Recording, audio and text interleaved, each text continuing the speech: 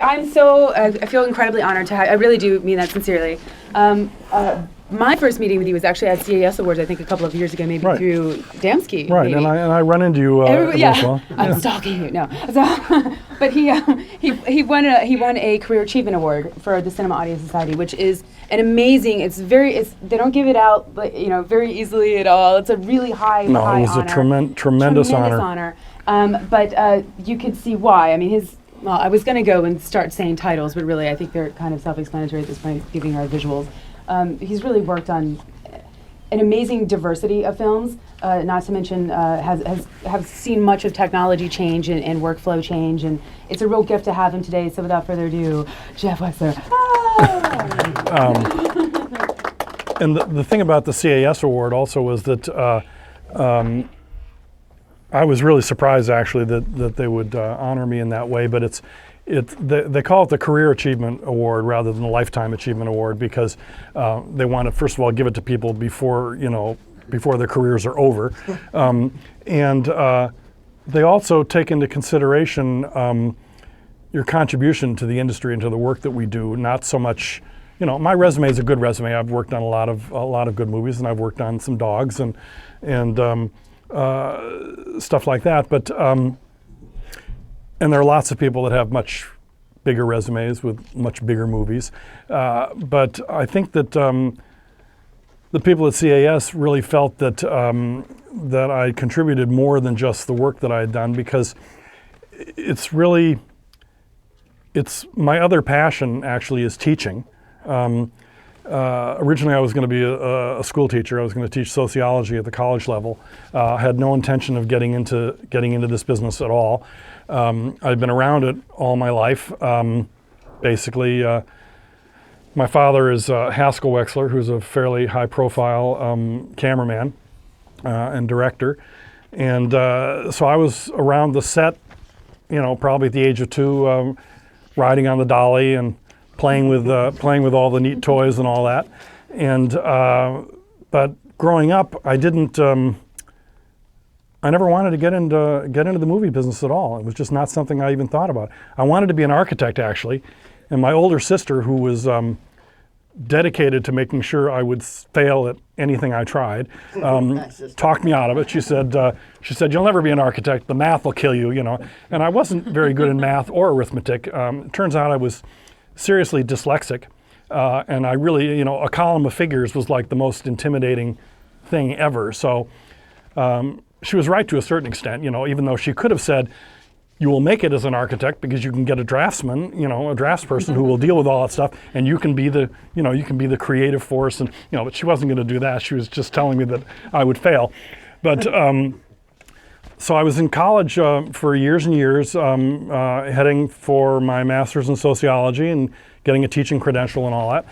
And I think somewhere along the way, my father suggested that I maybe had been in school a little too long, and he was sort of tired of paying for my education, and suggested that I get a summer job. So the logical place for him to get me work was in the movie business, which is what he had been doing most of his life, and he got me a job on Harold and Maude, working in the art department.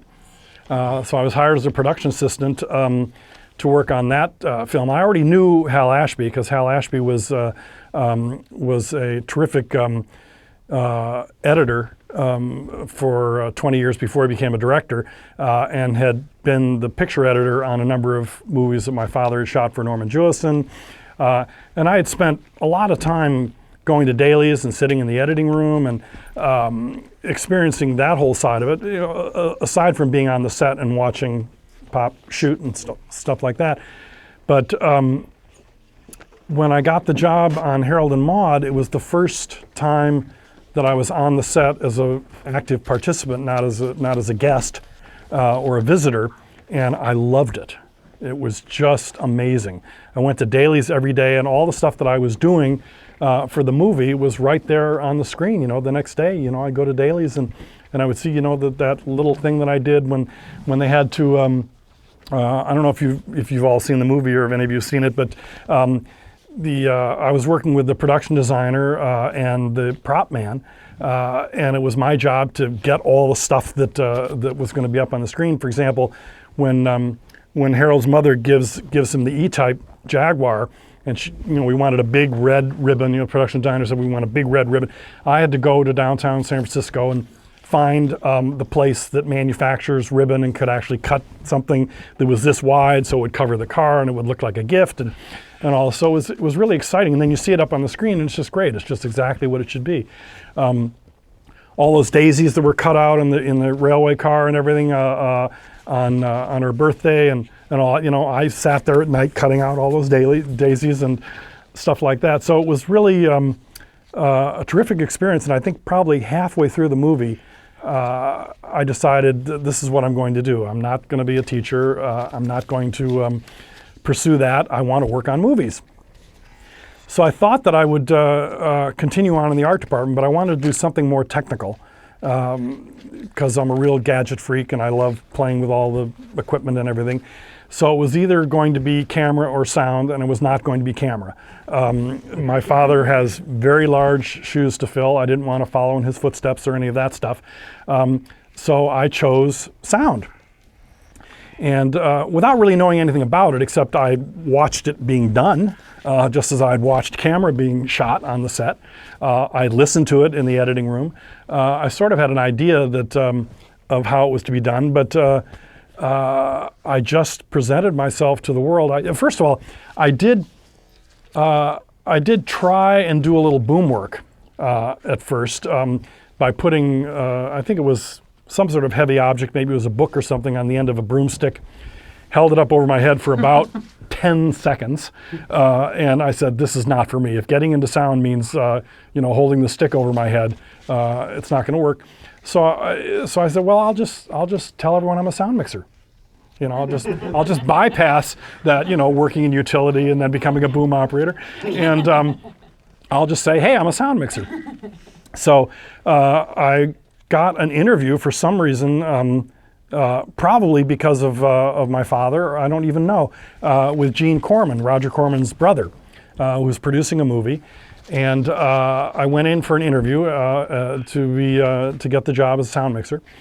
And we talked about stuff, and he asked me how Pop's doing, and and all sort of stuff. And he said, he said, I know you've heard a lot of things about my brother Roger. That he does these really, really fast, down and dirty movies. And he says, this film's going to be a little classier. He said, we're actually going to shoot for 3 weeks. On this feature film instead of the 2 weeks that Roger. So and I didn't know what he was talking about. I didn't know what I was getting into, but I got the job, and then I had to start learning what it is to be a sound mixer. So the first suggestion that came up, and there were a lot of people on this job, incidentally, it was their first job also. Andy Davis was a cameraman who hadn't really shot anything substantial before. He went on to be a director, did The Fugitive and Under Siege and a bunch of other big movies. Tak Fujimoto went on to become a great DP. But we were all on this movie, and it was pretty much our first job. The difference was Andy actually had shot some stuff, and Tak Fujimoto had actually been an assistant cameraman on various things, but I had never been a production sound mixer. So Andy suggested that I had to hire a boom operator. It was going to be a 2-person crew, which is pretty much the way those movies were done. They didn't expect you to do it as a 1-person crew. So Andy suggested that I hire an old friend of his from Chicago, who was not a boom operator.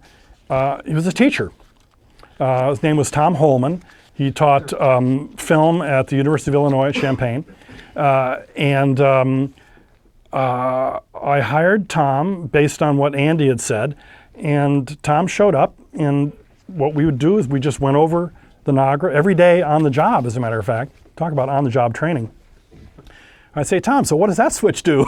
And he would, in between takes, when he wasn't booming, he would come over and he would explain things to me, and he would explain them to me in great detail because he was a teacher. So when I would go to the filters on the Nagra, low frequency 1 and 2, and all. He would not only tell me what the filter does, but he would give me some tutorial on when is the best use of these filters, and you use this because you want to reduce wind noise, and and all this sort of stuff. So I got a real education, and we got through the picture, and they actually shot for 4 weeks, went over schedule.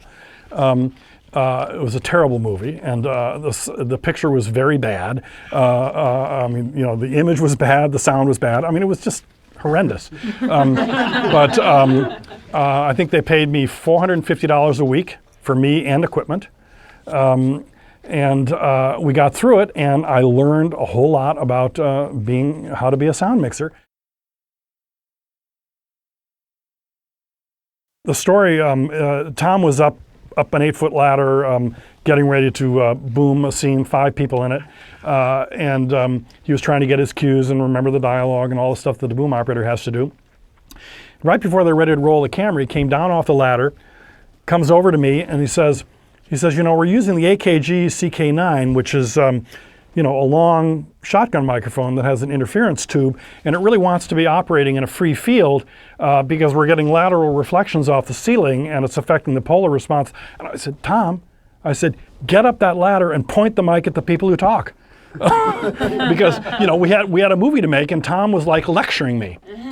So I did learn things about microphones, but we had a movie to make, and so that was my contribution to Tom's learning, because that is the bottom line. Is that the worst production sound mixers are the people that have come out of, and this is my own opinion, the people that have come out of audio engineering or acoustic training or things like that, because a movie set, first of all, we're doing sound for picture. It's very important to remember that we're doing sound for picture.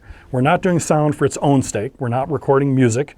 And the most important thing is that the sound that we do has to be appropriate and proper for the picture that's being shot. And that is that's the overriding challenge that is getting more and more challenging every day for all of us.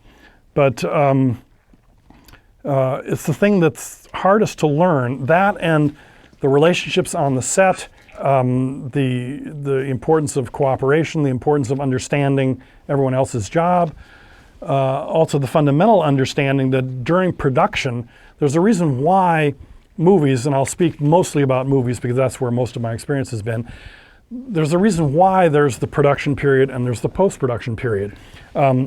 It's very similar in the music world where you'll have a tracking session and then a mixing session, where tracking is basically getting all the stuff that's eventually going to create the great album or the great piece of music.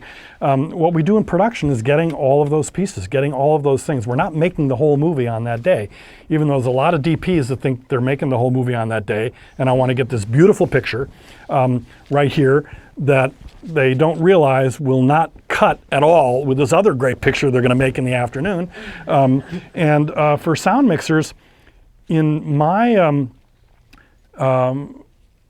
career, in the beginning, I realized that the most important thing was not just recording good, clean dialogue, but to record stuff that would actually work, that the rest of the people who are going to make the movie will have the necessary tools to, and will not have their hands tied by allowing just overlapping dialogue at all the time just because the director thinks it feels real today, and feels really awful later, all sorts of things, or trying to control background sounds that come and go depending on the camera angle, depending on where you're shooting, and all these sorts of things, because the thing that an audience notices most, particularly on a soundtrack, are discontinuities and things that don't make sense.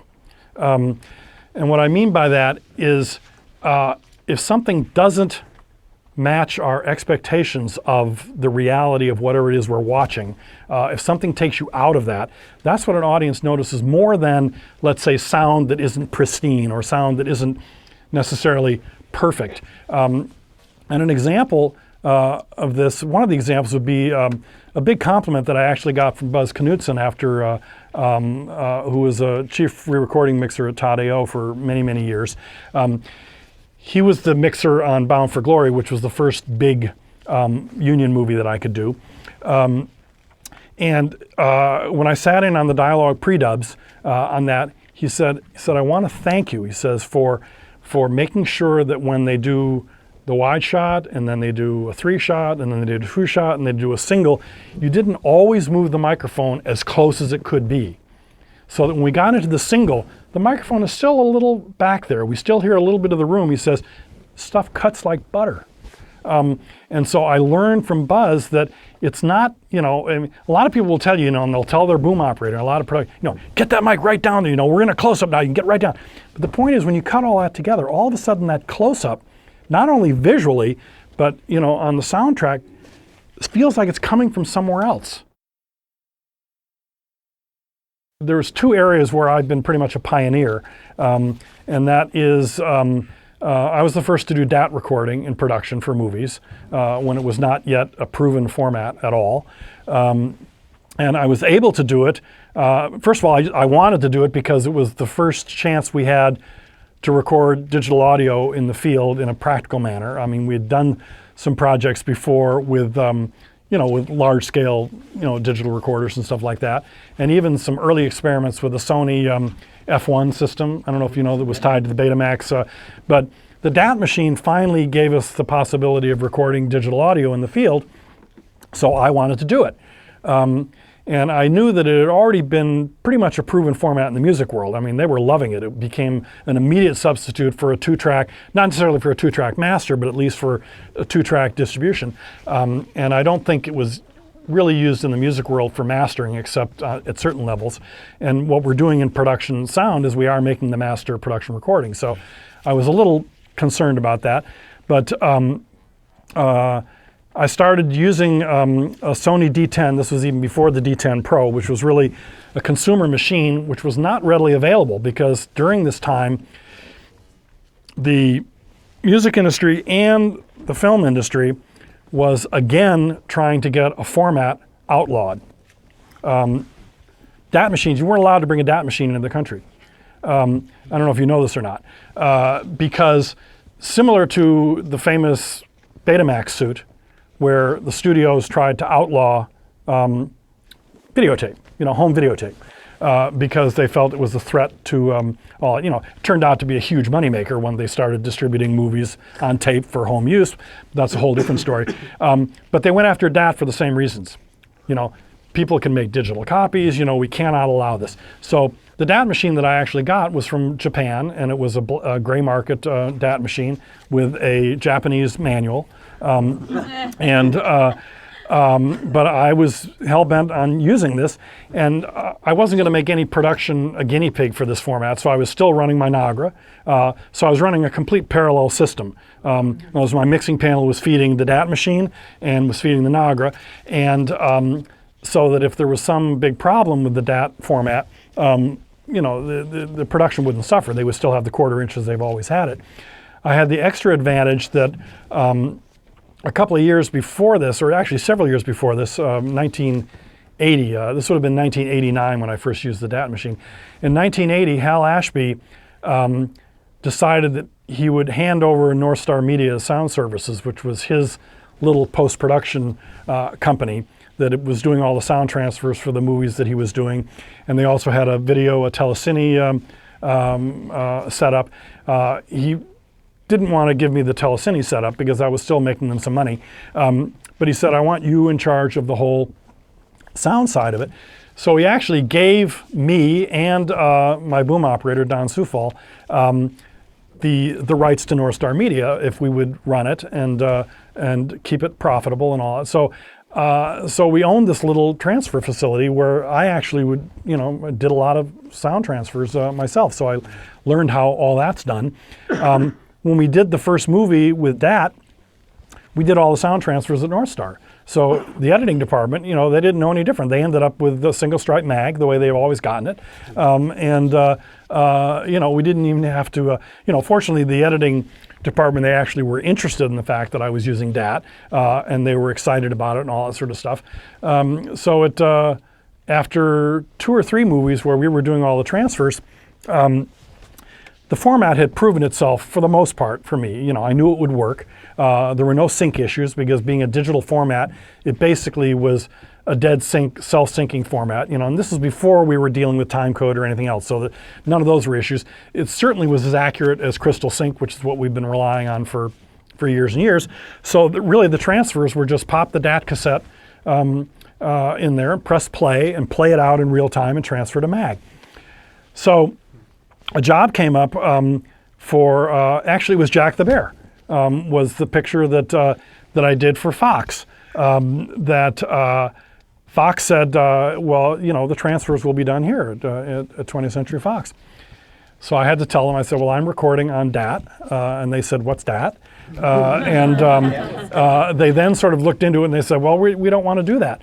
We don't want to do DAT, we don't want to do that. And we really would prefer to have you just record on 1/4 inch, and we don't want this, the production to be a guinea pig for a new format. I said, I've done 4 movies, I know it works. But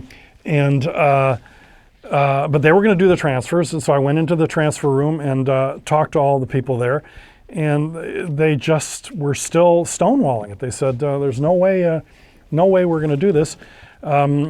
And they said, well, you know, it's digital, right? And I said, yeah, it's a digital tape format. They said, well, we're going to have to tell the production company it's going to cost a little bit more to do the transfers. And I said, it's not going to cost you more. I said, first of all, you're going to do the transfers in half the time. I said, you're charging by the foot anyway. You'll be able to do more jobs because I'm doing DAT. I said, if you tell the production company it's going to cost more, I said, that's going to kill the format. And I guarantee you, this is the way you're going to be doing transfers in the near future. I said, I may be the first that's doing it now, and this may be the first job that you're doing, but you better get used to it. You know, they didn't like being dictated to, but they agreed to it. And after the first week, well, first of all, I should back up. They said, well, you know, when we get this DAT, you know, it's a cassette, right? And I said, yeah, it's a little cassette. They said, well, how do we transfer? And I said, well, you get a DAT machine and you pop the cassette in there and you press play and you play it out to your Magnatech. We don't have a DAT machine. And I said, well, 20th Century Fox has a DAT machine. I said, you know, they actually have 10 of them over in the music department, Panasonic 3700s. I said, go over there and ask them if you can borrow one, patch it into your transfer channel, you know, press play, you got it done. So after the first week, I said, we love it. This is great. We don't have to listen to the 1/4 inch. We don't have to listen to your voice slates and all that. We can go right to the index points on your sound log. We're getting it done faster. It's great and all. They said, but you know those index numbers, you know, the sequential numbers and all, could that be seen and take? And I said, no, it can't be seen and take. You've got to look at the sound report to get the seen and take. And they said, well, it'd be so neat if, so I explained to them about the DAT format, that the index point takes 9 seconds to lay down. It was an afterthought when they developed the format. I said, the best you can do is jump ahead to the next index point sequentially. It can't be seen and take. You still have to, you know, look at the sound report and all. They said, oh, well, we're just asking, you know. So they're already hoping for something, you know, something that they refused to use, they're now loving. I got the chance to use the first file-based production recorder with the Diva, the original Diva. So I figure this is fine. I already had problems with DAT. You know, when the professional machines started to come in from Fostex, notably, and various other companies, there were problems. It's not a great format. You know, it's very squirrely. I finally turned my back on Fostex DAT machines when I was working on Clint Eastwood's Perfect World. Now, Clint, as you may know, has very little patience with anything technical. He's very conservative in terms of what, you know, he wouldn't even let Steve St. John use his new Steadicam arm, Steadicam Pro or whatever, because we didn't use it on the last movie. I don't want to take any chances, you know, the whole thing. Well, first of all, I had to get permission from Warner Brothers to do DAT on the movie. Warner Bros. Didn't want to give me permission to do DAT. I said, I'll record on the Nagra as well, which I really didn't want to do because, you know, or I'll record on 2 DAT machines, whatever. In any case, they let me do it. But several days in a row, Clint would say, roll sound. I'd press record on the Fostex, and it would lock up. Just wouldn't run, wouldn't work. I'd have to say, hang on a minute, you know. Well, on like the 3rd time that I had to say this, particularly to somebody like Clint Eastwood, he said, this is no good. You know, I got through the movie. I don't think Clint, he still likes me personally, but he'll never hire me again. I really almost lost my job because this machine was screwed up. So I had massive conversations with Fostex about it. And they said, well, I think you were experiencing what we call stack error, which is there were too many commands. I said, there weren't too many commands. I was pressing record. That's the most basic thing this machine has to do. When they say roll sound, I got to hit that button. So I'd had it with Fostex. I went on to the HHP DAT machine, which worked much better. But I never really fell in love with the format. I fell in love with the fact that I could be a pioneer and I could introduce the industry to it and talk to you guys about it and all that sort of stuff. But as soon as the possibility of using the Diva showed up, I was thrilled. I thought, this is going to be amazing. And I stood up at we had a union meeting about multi-track recording in the field and all sort of stuff. And so I attended that meeting. And they were mostly talking about the Tascam D88s, and all, which were in pretty big usage in a lot of TV shows and various other things. And I'd used them when we had to do multi-track recording in the field. It's a big beast. It's not something that you want to, certainly not something you're going to wear over your shoulder. Sort of halfway through that meeting, I stood up and I brought my Diva with me, the original Diva 1, and I held it up over my head and I said, I think this is the way we're going to be doing stuff in the very near future. And everyone said, what's that? And I said, it's the Diva. I said, it's a file-based production recorder and 4-track recorder, full time code, records to a hard drive. And everyone said, oh, that's really interesting. And a good friend of mine, Courtney Gooden, who's a long-term production mixer and video person and a total computer maven, said, that'll never work.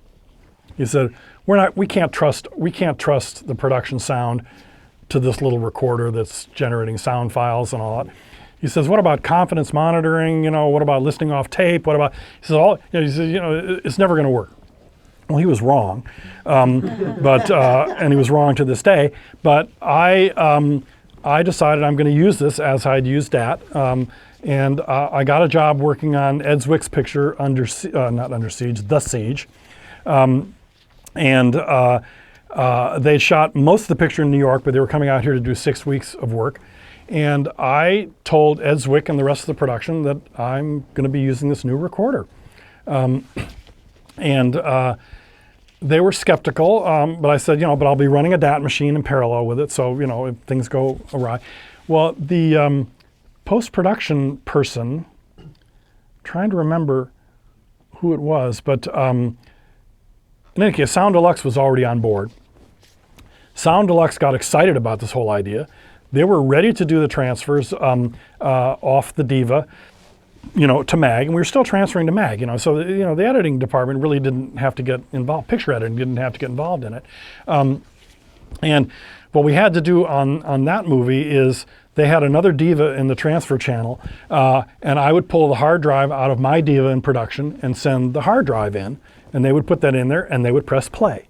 And it was all done in real time. We weren't doing file transfers because file transfers wouldn't do us any good because they were transferring to MAG, which is a linear real-time format. So you got to play it out. If you got an hour's worth of material, it's going to take you an hour and 10 minutes or whatever to transfer it. But it all worked. And Sound Editorial on that picture was thrilled, first of all, with our production work, which was pretty good because, I generally do a pretty good job. But they were excited, too, that they could take the sound files that we'd made instead of conforming back to either one-to-one MAG transfers, which is the way they would do it a lot of times, or go back to the 1/4 inch and do a lot of reprints. They could go to the sound files and conform those. Because, as I said at the union meeting, this is the way we're going to be recording our production sound. It's not that Zaxcom invented file-based recording by any means, because sound editors and Sound Editorial has been using file-based recording for 10 years or more. But, with computers and fixed installations and all, the big difference is this is a little tiny, robust, stable recorder that runs on a 12-volt battery that I have every bit of confidence I can take out into the desert and record production sound with it. So that was the sort of promise that file-based recording held out to all of us was that we would all be working on the same file. In other words, that the beginning, the first primary sound that is recorded would be in a file format, same as the same format that, a broadcast wave file or whatever that you'd be dealing with in post. And it was pretty much a rocky road in the beginning because each production was very reluctant. I think at one point I got a picture to do at 20th Century Fox. Went in to talk to their post people, and I said, well, I'm going to be doing the production sound, and I actually use this new recorder. It's the Diva. It's a file-based recorder. And their eyes rolled back, and they said, you really just need to give us a DAT cassette the way we've always done it. And I said, you're talking to the wrong person. I said, because 8 or 9 years ago, I was sitting in this very same office trying to convince 20th Century Fox to allow me to use a DAT cassette. I said, and then the other story that I've told a number of times is I was fortunate enough to go with my father in 1961 to a meeting at Columbia Pictures, actually, the United Artists, on a picture called The Best Man with Henry Fonda.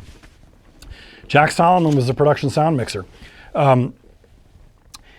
He had been eyeing the Nagra 3, a quarter-inch, Nagra. Wanted to use it on a major motion picture. Nagra had really only been used on, it was first used, even though in the recent Editors Guild magazine, they credit a picture called Geronimo as the first use of the Nagra 3, but actually the first use was on Lord of the Flies, Peter Brook's picture. Used the Nagra 3 in 1960, I think. Certainly it hadn't proven itself. It was used after that on some documentaries because it was a portable recorder and all this sort of stuff. But feature films, no way. So I went to this meeting that they had at Columbia where all the engineers crowded around. Lorne Ryder had brought the Nagra 3. Ryder Sound was going to be the distributor of the Nagra. Set the recorder down there, and somebody else from Nagra was there to tell everyone about the machine. They all looked at it and they listened to it and they said, well, it's a really nice machine. I'm sure it'll be very useful, possibly in some documentaries and certainly as a reporter's recorder and all that. But it will never be used to record film sound because film sound has to be recorded on film.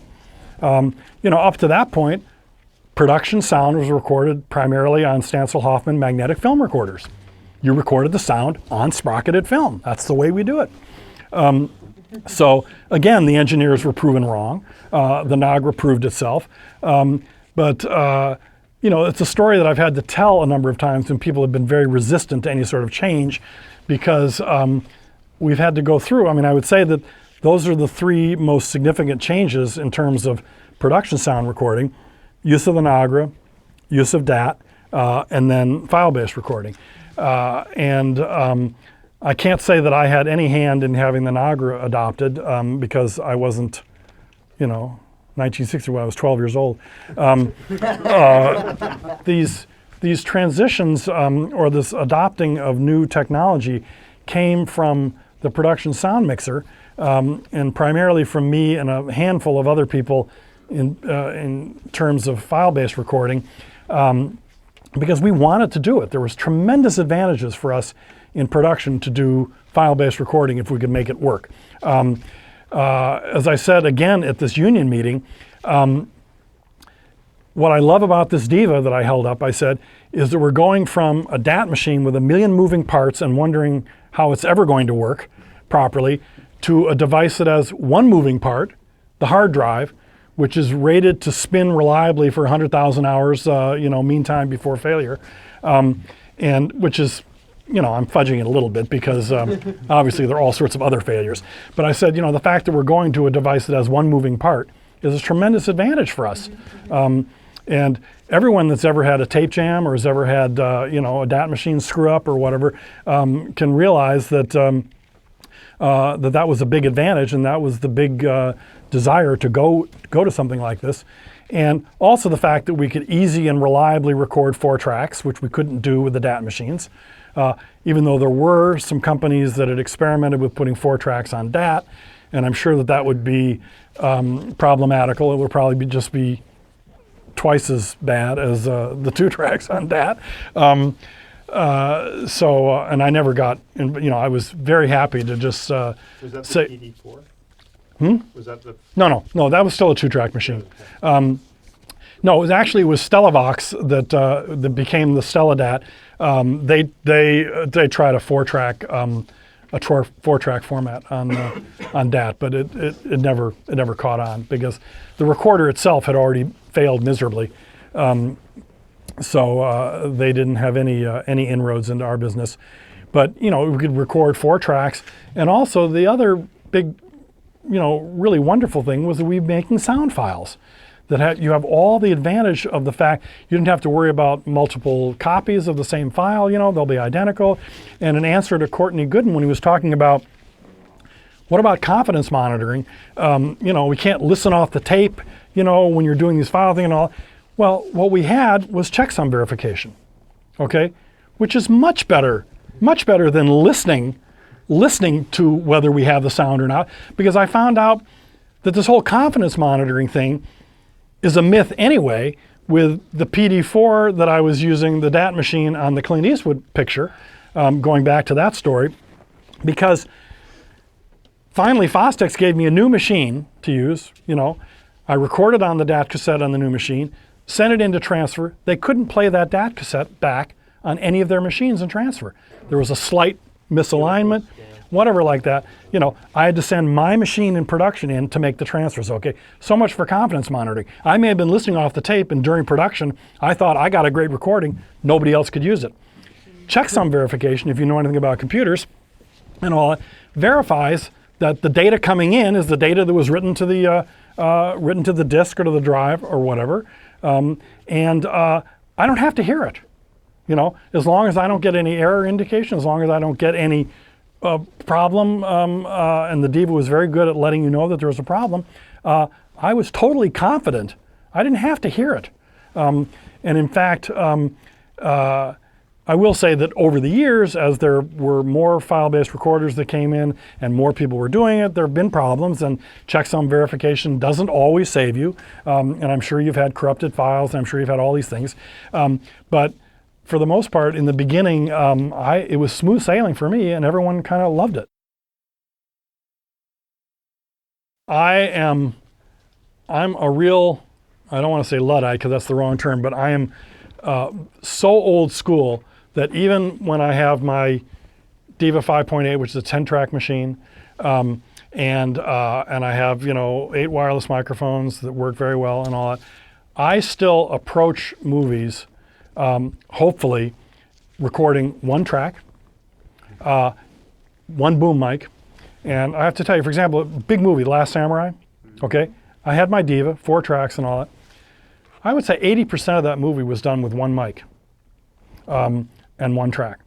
And obviously, a lot of people in post did a tremendous amount of wonderful work for the battle scenes and everything like that. But the production dialogue, 1 mic, 1 track. And even if I'm using multiple sources, I've got 4 wireless out there and 2 boom mics and all that, I still mix my brains out. I still mix as if I've only got that 1 track. Because I know that if I can't, and again, this goes back to what you were saying, that I really only have 1 shot at that kind of mix.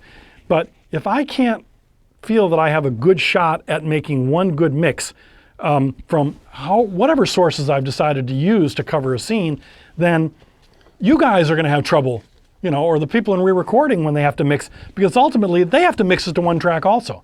The dialogue is still generally coming out of the center speaker, 1 track. It may be multiple tracks to make it happen, but you have to be able to mix all these sources to make sense. So I try and do that. And fortunately, the movies that I'm on, I'm pretty successful at making what's now just called like the mix track in a very sort of denigrating fashion, actually, because people are out there now where there's no way they're going to get a credible mix on that 1 track, because you're shooting 4 cameras, you're shooting, everyone's wearing wireless mics, half of them are giving you tremendous trouble because that's not where the microphone should be, but it's the only place the microphone can be.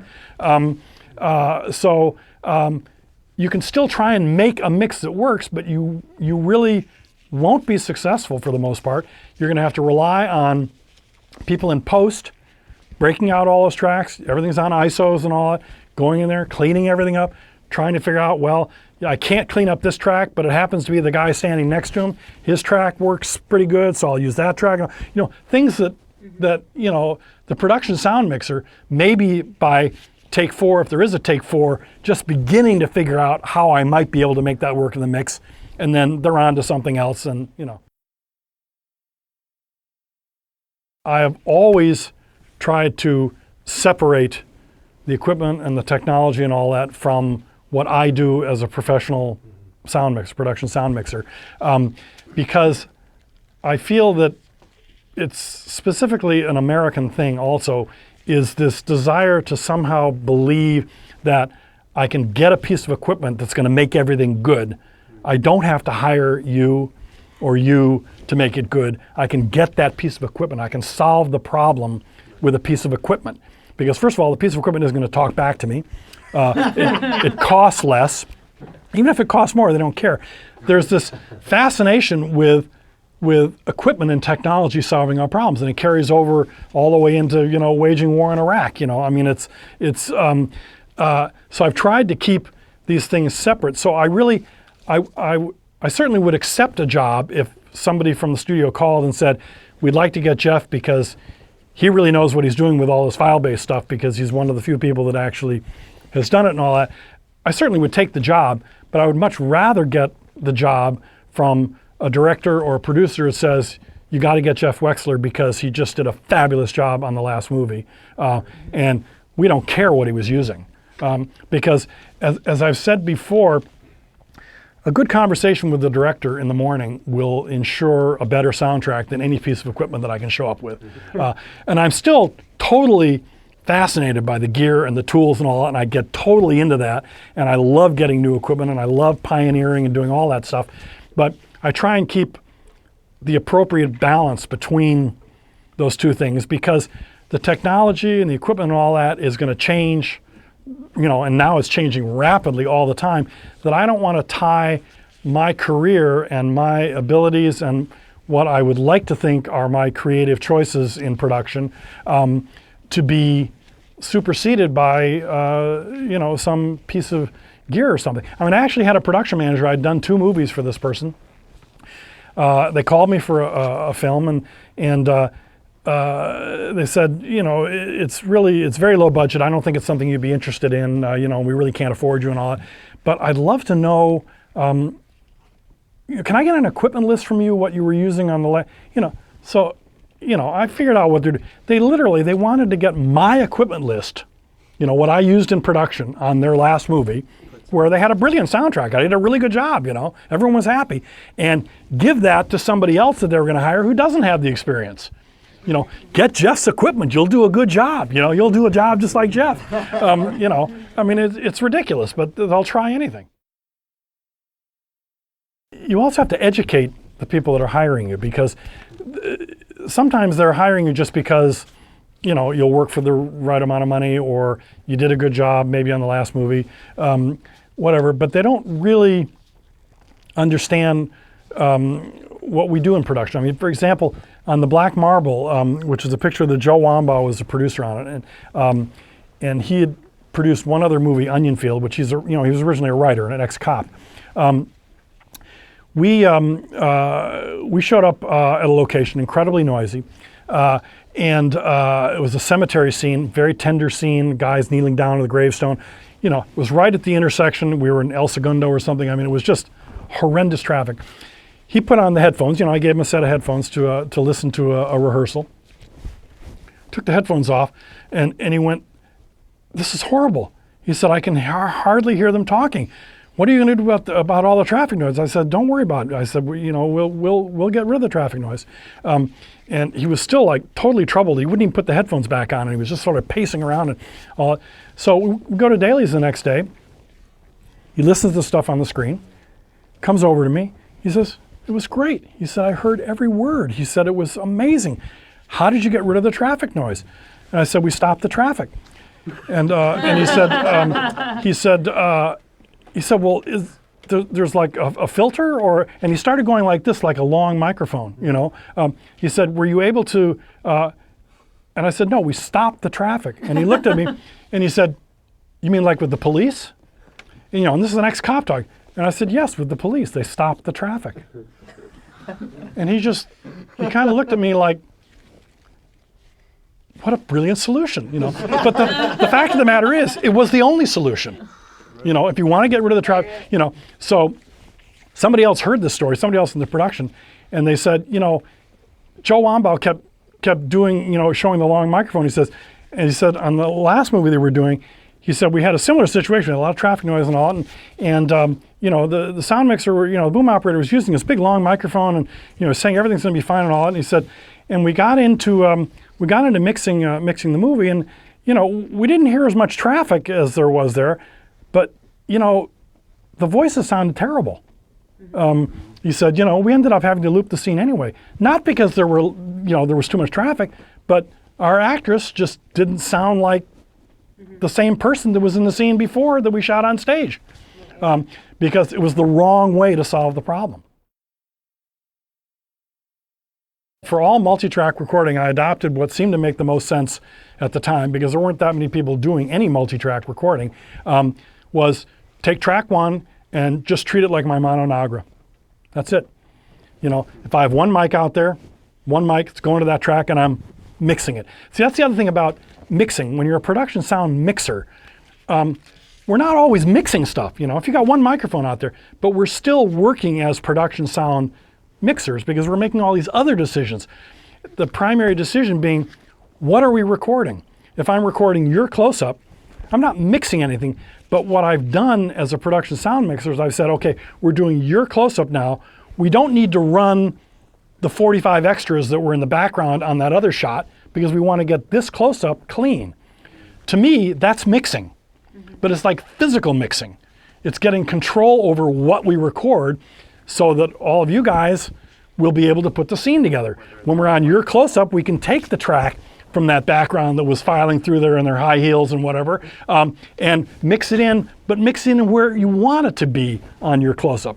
Instead of shooting, and I'll answer the rest of your question in a second, instead of when we're shooting your close-up, why don't we also get the B camera and shoot all these people going by, you know, as a cutaway, you know? Well, if you got all those people going by and they're standing right over there, it's gonna screw up the close-up. I have to go to the director or to the cameraman and say, you know, that's a really bad idea. Why? You know, this camera's not seeing that guy. I said, I know, but the microphone is hearing all those people, you know, so, and you have to talk them out of it, you know, so it's, because I got the other camera and the camera crew's been sitting around all day. Let's get them to shoot something, you know. So with the Diva, I had 4 tracks, but still primarily, I'd be mixing if I was doing 2 boom mics. I'd mix them, you know, be using the second boom just for the shot when she comes through the door and I have to get that line there and the first boom operator can't get there, so I'll use that mic, or the plant that's right there for the one line that you have when you look down at the stool, and I'll mix all those things so they're right for whatever the camera's seeing for that shot. The advantage of multitrack is that I can take each one of those sources and I can put it pre-fader, not mixed by me, on its own track, and someone else can go back and they can remix the whole scene with the same sources that were put down on their own tracks. That's the beauty of multitrack. The good actors, I mean, it's been proven to me time and time again when I've worked with the real veteran actors. Gregory Peck on Other People's Money, okay? He would apologize to people if he didn't put it all together in a scene, if he missed his mark. He'd cut the camera. He'd say, let me do it again, you know, or if he didn't speak properly. And it wasn't just like blowing a line, it was like speaking properly, you know. If it was the scene where he's supposed to be talking to someone who's, you know, 10 feet away and he's forgotten to bring his voice up, he'll apologize. He'll apologize to me. He'll apologize to the director. He said, you know, he said, I need to be a little bit more forceful. They would never hear me, you know. Well, these are things which, as a production sound mixer, it's gold, because what they're doing is they're giving me something to record that makes sense and it works for the scene. And if, as a production sound mixer, I like to think of myself as a filmmaker. And even though everybody else on the production, including a lot of times the director, think that, well, you're the sound mixer. I don't want to hear from you unless we're having a sound problem. But I don't, I'll work with those directors, but the directors I like to work with are the directors that know that there's a tremendous value, not only in all the things I'm trying to do in the production soundtrack, but they value my opinion, because they know that I'm completely on board with them to make a good movie. And I'm the only person, me and the two guys working with me, and it may actually be a woman, so I shouldn't say guys, the 3-person sound crew, we're the only people here that are responsible for the sound in your movie right now. Well, first of all, with mechanical sounds and stuff, like eating scenes are terrible and all sort of stuff. It's the reason for dealing with that is obvious probably to most of you, but it's not obvious to everyone.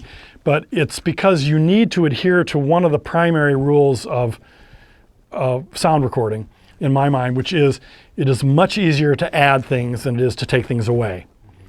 When you have things that you don't want that are in there, even if they're not necessarily married to anything at all, it's time consuming, okay? And it's not nice time, because you're basically trying to repair something.